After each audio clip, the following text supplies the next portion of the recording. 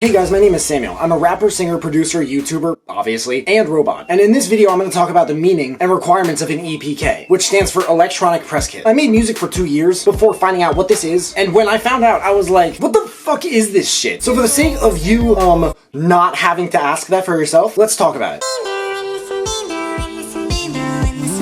Samuel. EPK stands for Electronic Press Kit, like I said. It's extremely important that you have one, because especially at the bottom, all these artists are trying to get to the top. Say one of them is at some sort of a label meeting. What's the first thing they're probably going to want to show these people? Their music. But is that what these people want? It's not.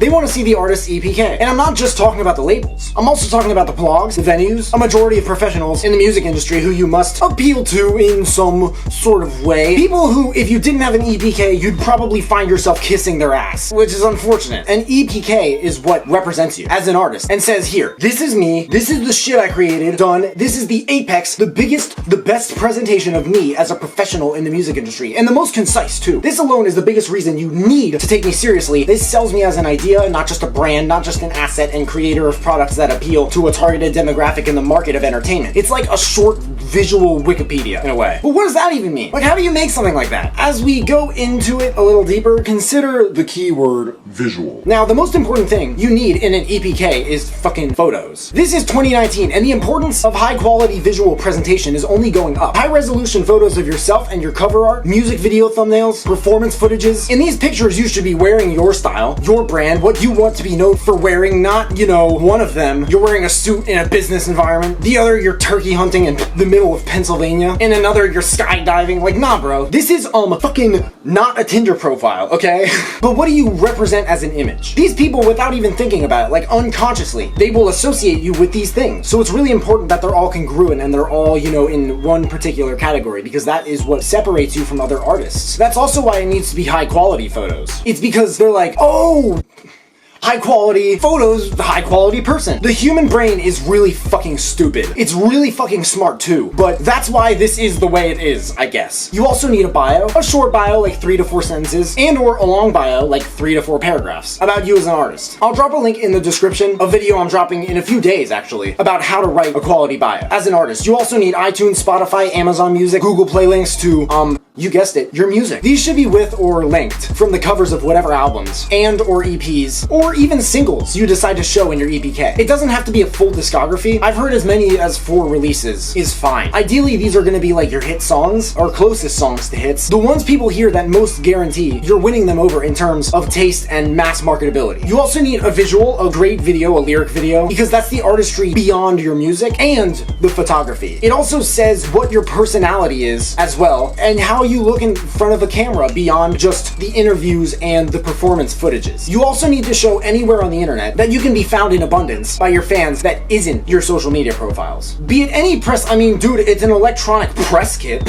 What's an EPK without the closest thing to your own social proof in the global society that is our internet? But even as far as content, whether you have major press or minor press or no press at all, that you're like, this is my dope article, I want this in my EPK. You want to know why? Because it takes their eyes off of that and shows them that in the meantime, you can be used for the sake of other things you're good at. We are not just artists, we are assets. For example, if you're a photographer, put some of your work up, and the main topic of that page says photography. So they're like, damn, they're a musician and a photographer? We could use them because it offers more value to the table. These people really only care about the value you can offer to the table 100% up front and 1000% beyond. I'm actually still constructing my EPK as some of my shit is still being more and more optimized. People who look at it for some reason are like, bro, this is beautiful. I don't like it that much. I mean, I do, but it's like my older music. I like the quality, but not the quantity. It's not 100% full. I need more experience performing. I need more experience in terms of press, but in terms of content, I have an entire fucking page of it for my Insights playlist on YouTube that you guys are watching right now. They're like, whoa, this kid's a YouTuber. He's a content creator. I've been told that no other artists do shit like this. Under that, you can find a link to my beat site. It says, the future of music at your fingertips. What the fuck? So he makes beats too? Then you find out all my beats come each with and without hooks. And they're like, maybe he could produce and or write hooks for our other artists too. I have yet to actually add my podcast, but lately I've been thinking of like like discontinuing it and being like, hey guys, at least like some sort of hiatus. Because it literally takes 4 straight hours out of my Sunday mornings that I wake up super early. And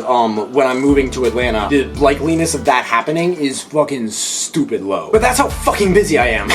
I do this for you guys. I do this for my supporters. I do this for the world around me, those who have programmed me throughout my life to fucking produce and distribute great positive change in the universe with the platforms I've been given, the blessing of a privilege, in a way, to utilize for my mission of recalibrating the direction of modern culture. And I know that got a little personal, but maybe it inspired somebody watching this. I don't know. I don't mean to brag. I'm just saying, if you do a bunch of different things and you're really confident in them, why the fuck not put them in your EPK as well? You also need your contact information. I don't know why someone wouldn't put that in there. Ideally, these people would all want your phone number, your professional email. Mine says my professional and personal email, all your social media, or at least the big ones like Facebook and Instagram, YouTube, SoundCloud, Twitter, any other ones like Snapchat that you can fit on there. Now, if you have an EPK, it'll take you like an hour, not too much longer to make. Depends on how fucking crazy you are when it comes to perfectionism. I don't know, mine took an hour and a half, but that's me. And if it's not 100% complete, say you're missing your shows because you want more experience performing, some artists are like, nah bro, I don't want that shit on there till it's top-notch quality. I respect that, I feel it. You can still put up whatever you are, in the meantime confident in terms of top-notch quality. It's like your goals, you improve with them, you grow with them, you dance with them over time, and it's all an upward spiral from there. Now, I have a mastermind of several people with whom I closely associate, and we talk a lot about shit like this and other things, and we had a conversation once about an EPK versus a website. Now, labels will ask for your EPK, apparently, but if or when you have a website, the actual purpose of an EPK completely compresses down to